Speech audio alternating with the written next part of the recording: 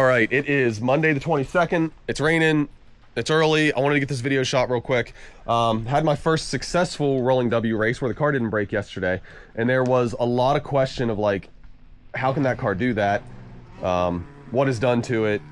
Why is it so good? And is Corey cheating? No, Corey's not cheating. It is a bone stock 93 318 IS. You can see there's the airbox. Stock manifold. I know you can't see it in there. It looks like a header, but that's just what these come with. Stock. No tune on the ECU. I don't know if they can even be reflashed. It's a 1.8 liter that makes 140 horsepower. It's not very fast. I get out, in a flat out drag race, I get out pulled on straightaways. It's fine. The car handles well enough that it makes up for it. Part of that, I think, is that it's a 4-cylinder. The engine sits real far back, mostly behind the axle, as we can see. I think that's why it handles so well. That and all the suspension work that I put into it. Now, I say that, but it's not like I spent a ton of money or did anything crazy. This is all stuff that I think just about anybody could do with, we'll do the math. So, front suspension is a Bilstein B6. Now, obviously, it's not like a Bilstein B6 that you would just buy and put on a car. The stock ones have a big spring perch up here for the stock style spring. I cut that off. I welded a washer here. I bored out a spring adjustment collar made for a stock car, and now I can put a like coilover spring on it, race car spring. That's a 225-pound spring. I think the car could probably use a 250 or 275. I did corner weight it. I did do ride frequency calculations, but I had a 225 here and it was free, so that's what it has. The rear, it called for a 350, so that's what's in there. It's a Jag spring. It was $55. The rear shocks, I originally started with a KYB gas adjust, and I picked the KYB gas adjust because it is a monotube shock on Rock Auto for like 30 some bucks. They're dirt cheap and they perform well.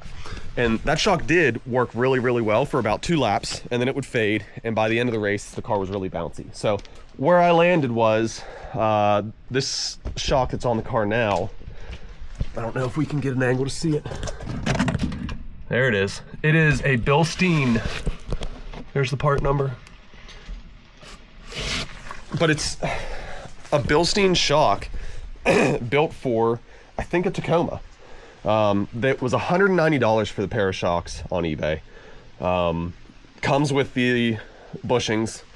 It's not anything exotic. It just fits. It literally bolts into this car. It's a linear shock, which is cool. I didn't know how it was going to work. This weekend was my first time trying it out. It works really well, obviously. And all I did, I bolted it on the car, on the bottom and the top.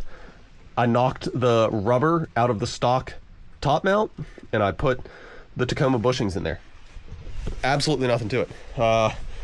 As far as the rest of the car and why it can stand up to hitting tabletops and landing flat off of jumps, there's plating everywhere. I think any chassis that you do this with would need it.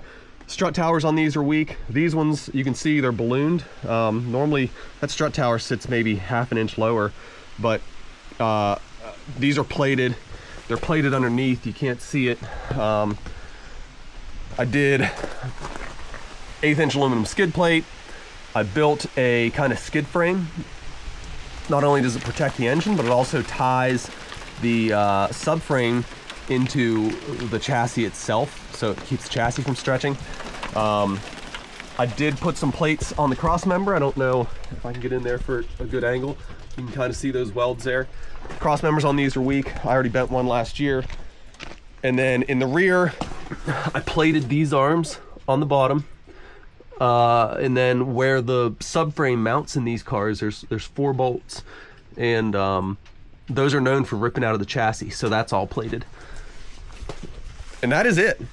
That is 100% it. I think the secret sauce is getting your suspension set up right. I picked this car because I knew that there were good monotube shocks available for it. The only other thing I want to address is they had asked me about these Schrader valves on this shock, and the rule book this year for the 4-cylinder rally class does not say you can't have rebuildable shocks. It just doesn't say it. So even this is legal. But the funny thing is, these shocks really aren't rebuildable. It says this is one of those out of the body. And it says, do not open. It is not. There's no charge port in them. It's not a rebuildable shock. I'm just too hard-headed and dumb. So I chucked this thing up in my lathe. I ran an 1/8 inch drill bit down through it. That gets you into the nitrogen chamber here. These particular shocks, when I got them for free from a buddy. They were completely, like if I push on this shock, the shaft will return. And that's because there's nitrogen in the top of it, and that high pressure nitrogen pushes the shaft back out. Well, those weren't doing that. So the nitrogen charge had leaked past its seals inside and got inside the fluid in the lower part of the shock. So I fixed it. It wasn't anything like, I need some crazy performance advantage or anything like that. That is why those shocks are that way. However, part of it was also just an experiment to see if these held up, would I be able to pull these shocks apart and revalve them? So in the future, that's definitely something I'm going to do on this car. But that's what that is. All right, so the other thing real quick, it does have rally tires on it. While I'm here, these wheels, I went out of my way to find the lightest wheel that BMW made for these. I paid $100 on Marketplace for these 15-inch wheels because nobody wants a 15-inch wheel on a BMW. So they are a DOT tire. They come from Tire Streets. The acceleras are nice because I don't think for this you need like a full-on rally casing, but a heavier duty tire is nice. These are a pretty lightweight casing. So they're not like ultra heavy like most rally tires are. So kind of picked those on purpose. Again, nothing exotic. Let's do the math on it. All right, so this isn't meant to be like an all-in cost of what I have in my car. It's just a roundabout. Some of this stuff, Bilsteins I got for free. Chassis plates, I have a CNC plasma and I cut them out myself. So some of this stuff you, I'm sure, can find bargains on, but this is a roundabout of what I have in the car. A couple notes, really one note. The tires, they came from Tire Streets. I have $400 because that's MSRP on them. But a lot of times Tire Streets has 20% off. And every once in a while, Tire Streets does buy 3, get 1 free. So realistic, and if you run a 185 or a 195, whatever the smaller size is, they're even cheaper than the ones that I have on my car. So realistically, you can get tires landed at your door for $300 if you shop the right deal. So anyway, all of these numbers add up to $1,750. I paid $800 for my car. It had holes in the floor. It hadn't ran for 12 years. $2,500 is just like a roundabout number. It's a guess. It doesn't include any safety stuff. So I actually made this video a little bit to clear stuff up, but also because I'm really excited. I talked to the guys at Gary at Rolling W this weekend, and we're gonna make a rule set for rally cars that are prepped to a little bit higher level than what the current field is, and hopefully that'll keep the racing fun for everybody. The current cars they look like they're having a blast, but me and some buddies have prepped a few cars that are more similar to like this level of prep, and they are a little bit faster. So along with that comes the safety stuff. So my car has a roll bar in it. We're probably going to require roll bars. We're probably going to require harnesses. And we're going to, I think, leave drivetrain options open. So all-wheel drive, front-wheel drive, rear-wheel drive, doesn't matter. We're going to, in some way, shape, or form, cap horsepower. I think we're going to try to leave engine size and you know, turbos, superchargers. We're going to try to leave that stuff open, but we are going to somehow try to cap horsepower.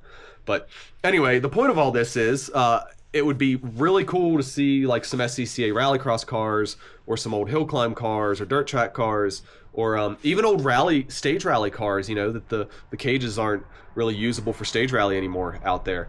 And the nice thing is, because we'll all have cars prepped to a certain level, we can all agree to race each other clean and not bump and bang and tear each other's stuff up if we don't want to. So I'm really excited. Hopefully moving forward, we get a field of cars that are prepped a little bit higher and pretty fast, because Rolling W Ranch and Joe's Speedway and the Jefferson County Fairgrounds. There are 3 tracks here in Pennsylvania, Ohio. I'm in Maryland. They're close by, and they are a ton of fun. So anyway, if you have any of those cars, if you have any questions, if you need guidance or help or whatever, hit me up. Let's get some more cars out there, and hopefully see you out there.